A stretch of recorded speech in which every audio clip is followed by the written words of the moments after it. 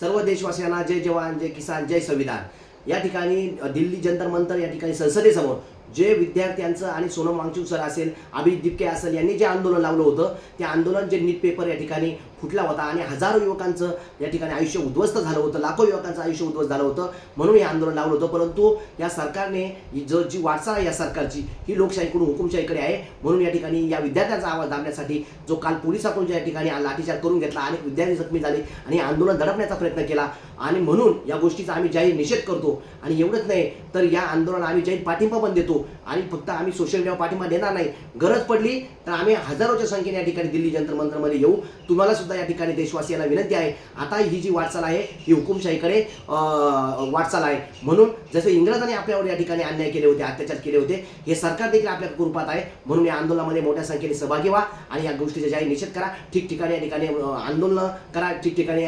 निवेदने द्या आणि या गोष्टीला दडपशाहीला या ठिकाणी झुगारून लावा आणि पुन्हा एकदा भगतसिंग क्रांती राजगुरू यांचा या ठिकाणी उद्रेक करायला हवा, एवढंच आव्हान मी युवकांना करतोय।